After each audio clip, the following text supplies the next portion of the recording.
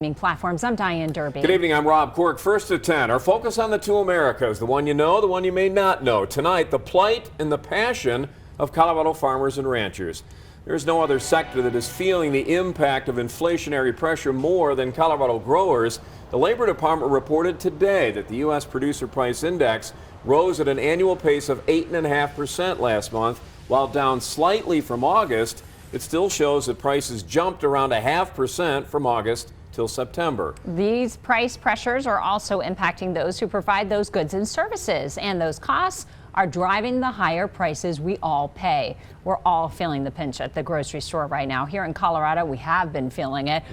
We are home to almost 39,000 farms. That may sound like a lot, but small family farms in particular are struggling to make ends meet, keeping this generation's long industry relevant. Yeah, Caroline Peters joins us live in the studio with how inflation affecting one farm in particular and how they're struggling to survive. Caroline. Yes, I recently spent the day in Fort Collins with a fifth-generation farmer who has been trying to carry on his family's legacy despite the challenges. Not be productive. For James Bennett, farming is a way of life. It's a good lifestyle. To be able to wake up in the morning and see the sunrise, watch the sunset, it's a cool deal. A way of life that's deeply rooted in the Bennett family. My great-granddad, he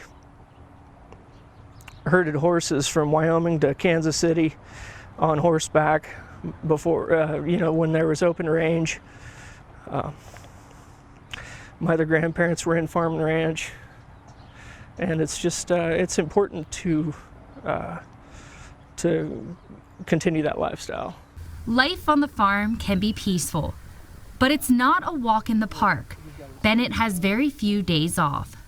I don't think a lot of people realize what it takes to raise a crop or livestock, and it requires 24/7 attention. A lot of attention, with the hopes of a bountiful and profitable harvest. I don't think that a lot of people realize that a lot of farmers that are growing their food may or may not break even at the end of the year. The past few years have been especially hard for farmers like Bennett. It's really tough with inflation right now. The overhead costs have changed dramatically, yet the rates that we receive when we put our products out really haven't changed. It isn't just the economy. This way of life has been steadily declining. According to the U.S. Department of Agriculture, the average age of a Colorado farmer is now 59 years old. A lot of younger generations aren't moving forward with the farm.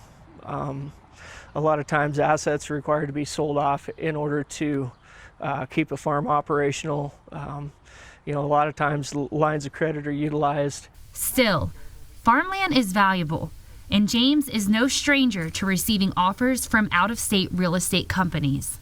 It's not uncommon to receive offers for $15,000 to $20,000 per acre. We'd much rather have the water in the ground than the money. The amount per acre is very tempting, but we're committed to staying on our place and weathering it out. James tells me his family, they've been through so much over the years. They lost possession of his great-grandparents' farm and their feedlot operation. They also lost his grandparents' farm and ranch, but they are hopeful and optimistic that they can hold on to the Bennett family farm in Fort Collins. And also they want to hold on to this way of life. Back to you.